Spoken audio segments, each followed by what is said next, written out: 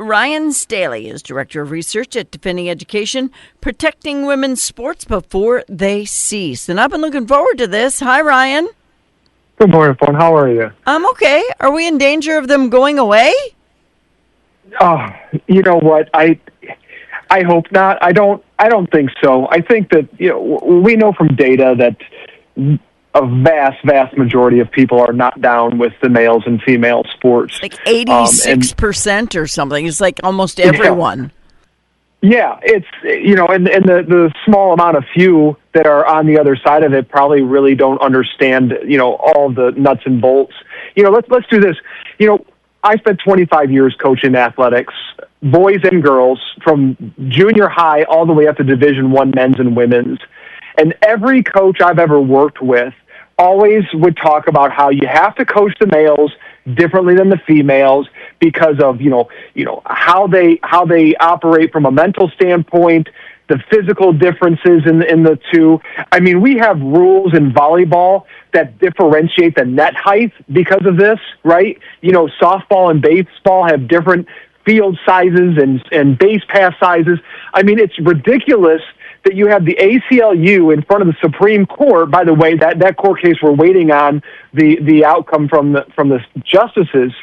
The ACLU argued that there is no difference between males and females, that we're all physically, the same, and it's just ridiculous. And so, what I try to point out in the op-ed, Fawn, is that there are these very radical people who are not going to accept anything but that male who claims to be a female is actually a female. And you kind of saw this play out in front of Congress a couple of days ago with the hearing that Ed Workforce did with dragging the superintendents in front of them. And the gist of the whole hearing was about protecting females and transgenderism, et cetera. Right. But come back to your question. I don't think so.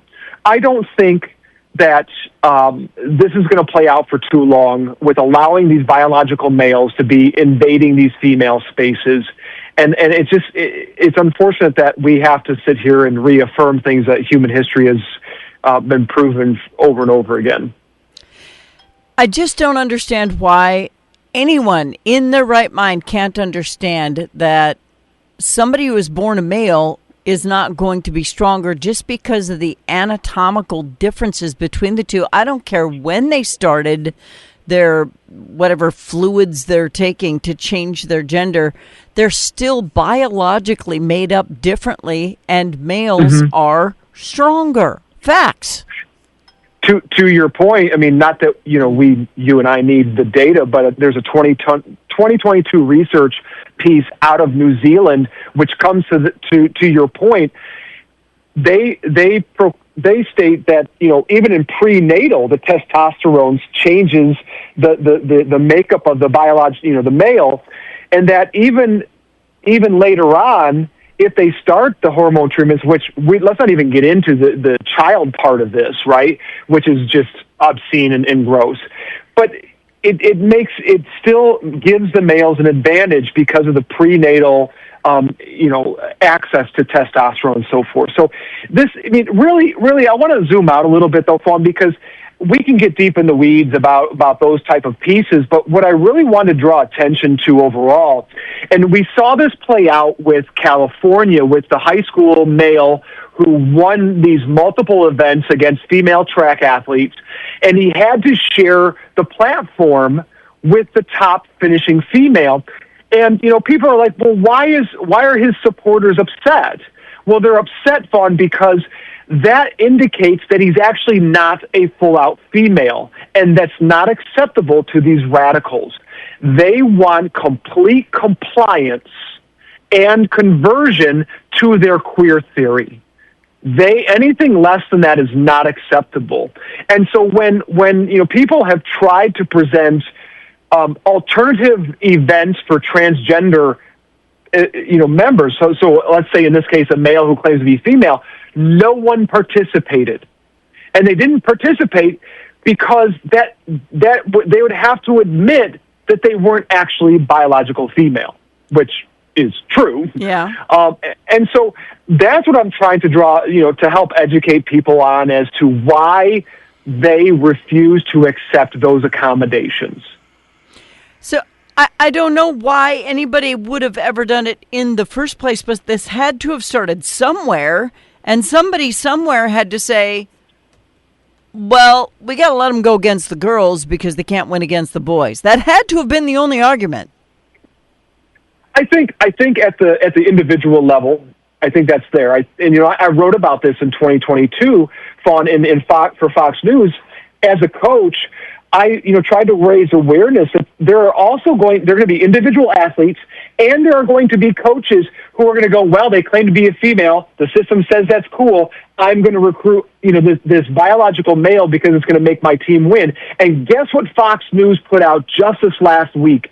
They got a hold of emails from San Jose State's volleyball program showing that the coach knew he was recruiting a biological male. The exact same stuff that I warned about. I hate this. Now, that's a very rare case at this moment, but if we don't get this stopped, and hopefully the Supreme Court of West Virginia versus PBJ does this, if we don't stop this, the system is incentivized for more males on the individual level and coaches to encourage this thing to happen, and you're going to end up with teams full of males playing against biological females. And I don't want that. Does anybody want that? For real?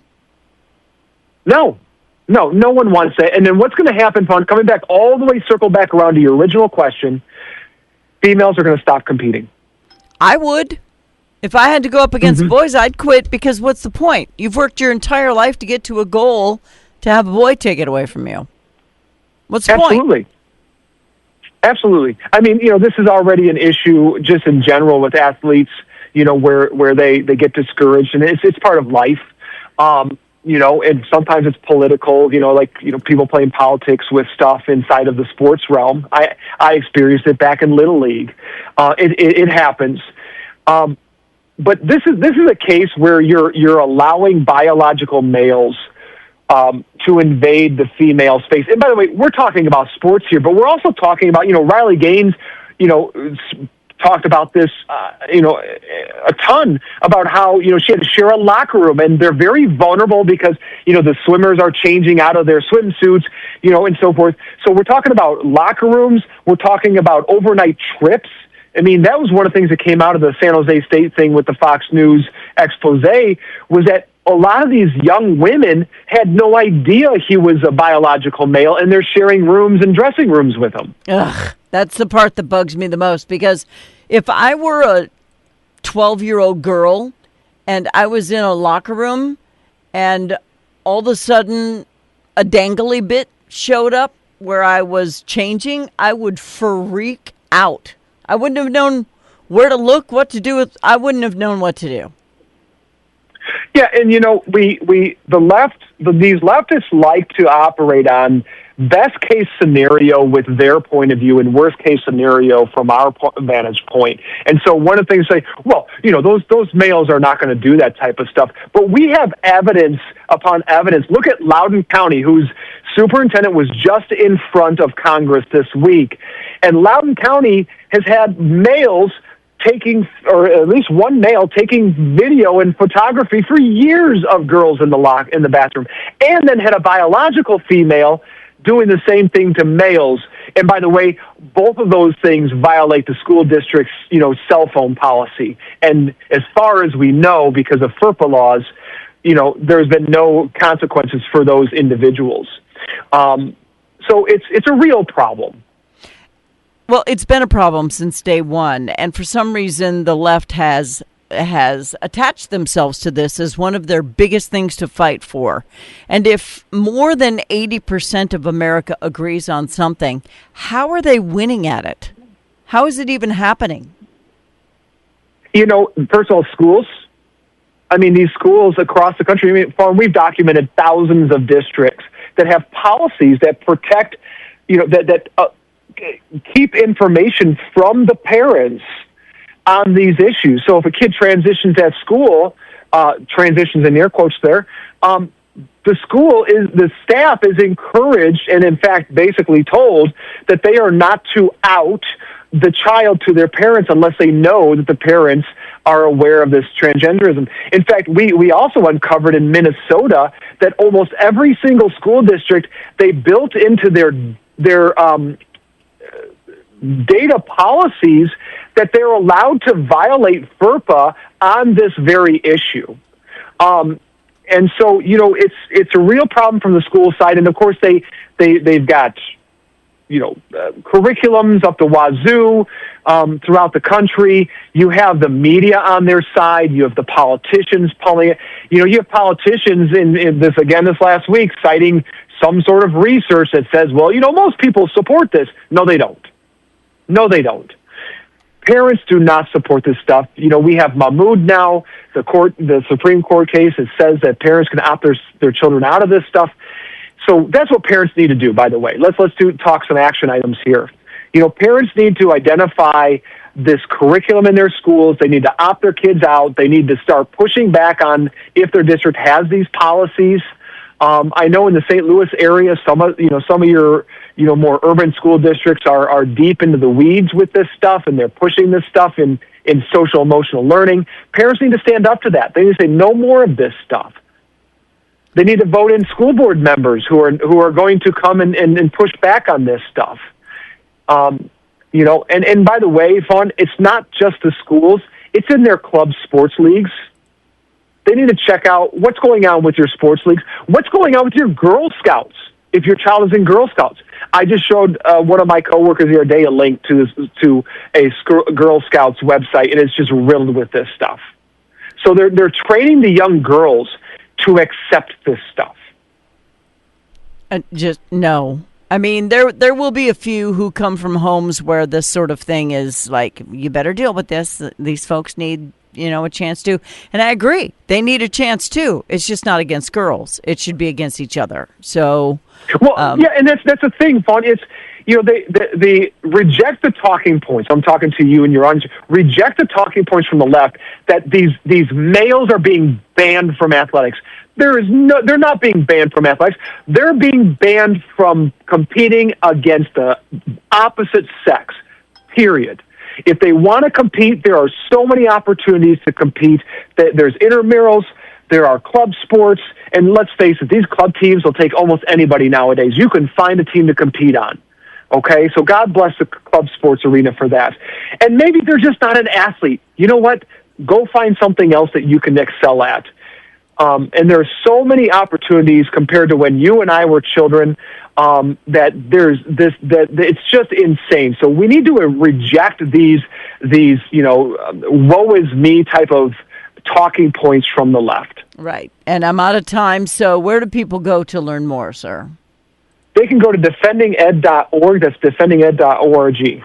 All right. Everybody do that if you would like to have a say in what's going on and you would like to fight against this craziness. That's where you need to go, because Defending Education is doing just what it says, defending education from boys and actual girls. Thank you, Rhyen. Thank you, Paul. I appreciate it. Bye-bye.